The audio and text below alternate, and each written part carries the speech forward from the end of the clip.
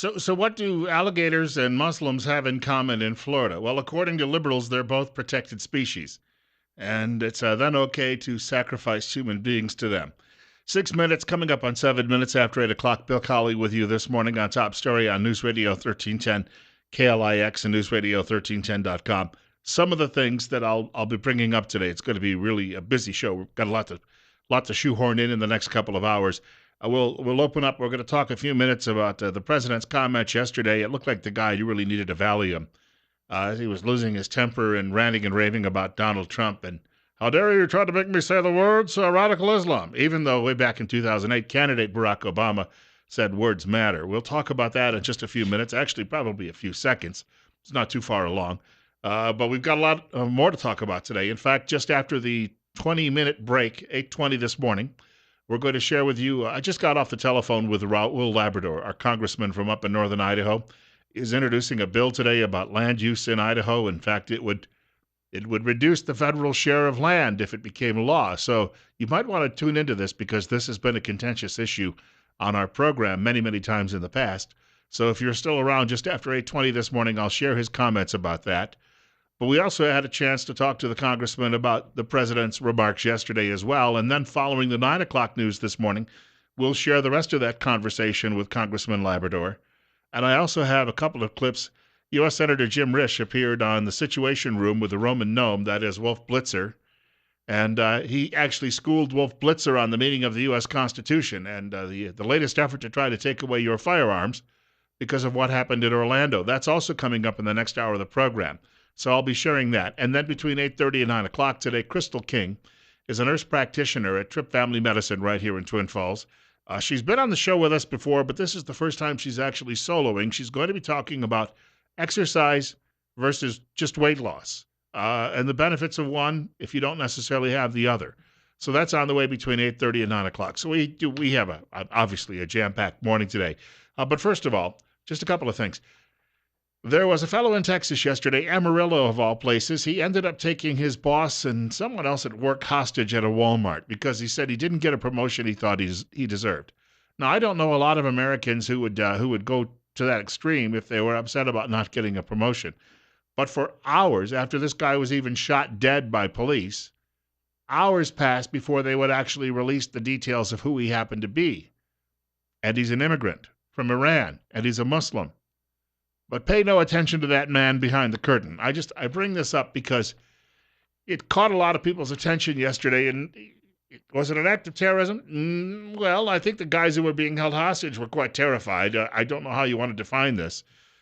But no, of course it wasn't an act of terrorism. It was just workplace violence. That's all.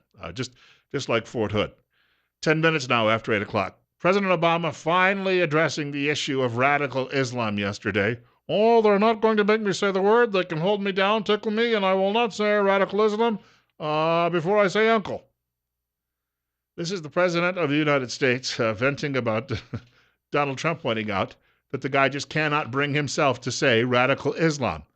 Take a listen to Mr. Obama for a moment and see if you think he's becoming unhinged. That's the key, they tell us. We can't beat ISIL unless we call them radical Islamists. What exactly would using this label accomplish? What exactly would it change? Would it make ISIL less committed to trying to kill Americans? Would it bring in more allies? Is there a military strategy that is served by this?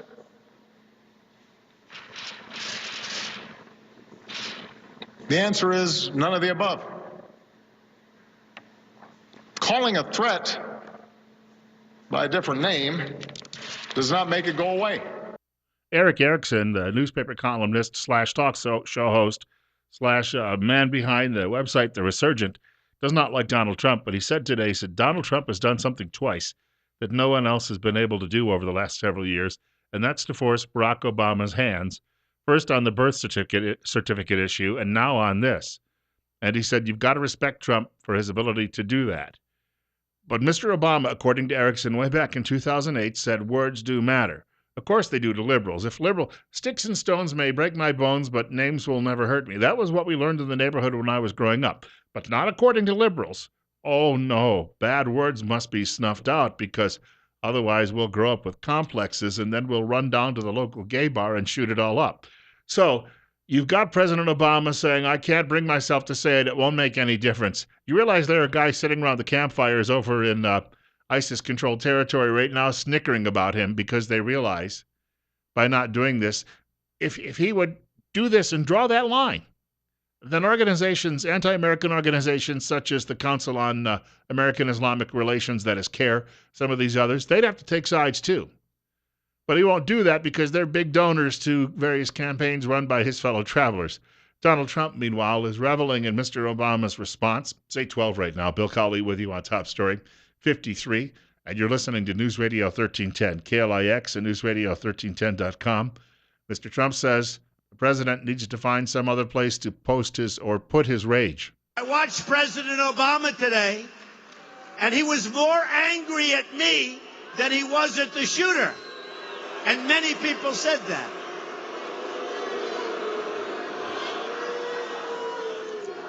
One of the folks on television said, boy, has Trump gotten under his skin. But he was more angry, and a lot of people have said this, the level of anger, that's the kind of anger he should have for the shooter and these killers that shouldn't be here. I've got to tell you, the whole White House and his administration, all of the cabinet heads, the various other people involved in all of this, they really have, their priorities are, the bad people happen to be you, a flyover country. You're angry about, bitter clingers, about, God and guns. That was the phrase Mr. Obama used at a fundraiser in San Francisco several years ago. What they're trying to do is tell you that you're a bigger problem. Here's a story from the Daily Caller today. 1 month after the San Bernardino terrorist attack that left 14 innocent people dead, Department of Homeland Security Secretary Jay Johnson told advisors that right-wing extremists pose just as much of a threat to the country as Islamic extremists. He's joking, right? No, he's not. As originally reported by the Daily Caller on Monday, a report published by that subcommittee last week urged the DHS to avoid using the words Sharia and jihad when discussing terrorism in order to avoid offending Muslims. At the meeting in January, subcommittee co-chair Adnan Kifayat, tell me that he might be a Muslim, right? Yeah, well, I think it might be possible. Emphasized that the report will be respectful of the communities it seeks to engage with and will take into account those communities' specific needs. So in other words, how can we better go kiss their bottoms? Because if we kiss their bottoms, maybe they'll leave us alone. Hasn't worked so far, but, the definition of insanity continues here, doing the same thing over and over again and hoping for a different outcome. It's galling to hear this, that they would. Driving into work this morning, I happened to be listening to George Norrie's program, Coast to Coast, and he had a guest on there pointing out that this is the same government that is trying to take firearms, private firearms, out of the hands of returning war veterans because they claim those are the people who are dangerous. Hey, thank you for getting all shot up over in Iraq and Afghanistan, but now we're going to disarm you when you get home. And what they're doing is they're having doctors at the VA, which is no friend of veterans, we should point out, as the guest on Coast to Coast said, they'd rather go out and renovate their offices at the cost of hundreds of thousands of dollars than pay for the care of our returning heroes. But they're trying to certify these guys as crazy so they can go out. We had a case right here in Idaho where a Navy veteran, they said, well, he can't handle his affairs. He's getting old and decrepit, so he shouldn't have firearms. Why is that? Well, he missed a credit card payment, so we have to take his firearms. How is that related to being dangerous? So he forgot, and you're going to go take his firearms away? And luckily, a local sheriff right here in this state went out, and they surrounded the veteran's house, and they told the federal government, hey, take a hike. And then the federal agents, it wasn't agents so much as bureaucrats, they put their tails between their legs, whimpered, and scattered away at that point. 8:16. Bill Colley with you on Top Story on News Radio 1310, KLIX and newsradio1310.com. Megan McArdle, great writer, writes for Bloomberg. She says, when such atrocities occur, she's writing about Orlando, there is a tendency on both sides of the spectrum to try to shoehorn people who are just sort of crazy into membership of a group they are worried about in order to inflate the threat and to get other people interested in stopping it. Often you really have to grease the shoehorn in order to make the description kind of sort of fit. That clouds the discussion instead of improving it. But I'm not sure, she writes, that the point is quite right. 10 years ago, it made sense to draw clear lines between organized political violence, September 11th, and then the lone wolf crazy people, like the disturbed man who flew a plane into a Texas IRS office. But organized political violence is becoming decentralized, much like organized politics in general, and that is because of the strength and the power now of the internet.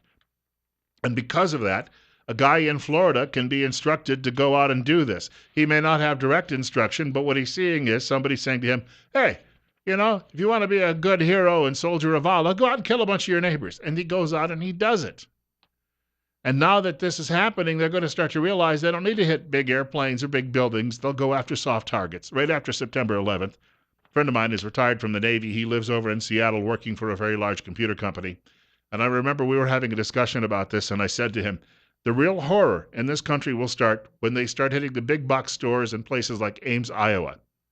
And I think there's a lot of truth to that. It's 8:18. You're up next. You're on the air with Bill Colley on News Radio 1310 KLIX. Yeah, good morning, Bill. We need to know where this sheriff was, because his name needs to be brought up and praised as much as possible as a good American patriot. I don't want to, I'm trying to search my memory. It may have been Lemhi County, but don't quote me on that. Okay. I'll look into it a little deeper. Thank you, Bill. Hey, thank you very much for the call, sir. So we've got these people out there now who suddenly realize they can hit all of these soft targets where people don't have any firearms or ability to return and defend themselves. And we have them spread all over this country. These are sleeper cells. Some of them don't even know they're sleeper cells yet, but they'll end up being recruited at some point and turned into soldiers of Islam, coming out and attacking fellow Americans. And Ricardo says it's going to happen again. We might be looking at the new normal. Think about that for a moment. And meanwhile, the President of the United States wants to take guns away from God-fearing Christians who live between the right and left coasts, and tell them, of course, that their Christianity is all completely out of whack and that, gosh, their white privilege has led them to oppressing others. So this is the way we have to settle the score. I'm telling you right now, we better keep an eye out come Election Day. And all of you folks out there who say, well, I don't know about this Donald Trump. Well, I'll tell you what. I trust him a lot more in ensuring our liberties, individual liberties, than I do the frightening thing that is now going to be the nominee of the Democrat Party. I think you know what I'm talking about. Listen, Congressman Raul Labrador on the way in just a few minutes. I had a chance to talk to him just in the last half hour. We're going to share some of his comments on a bill he's got going to committee this morning, which could reduce federal ownership of land in Idaho. That's on the way in just a few minutes with Bill Colley on News Radio 1310. KLIX and NewsRadio1310.com.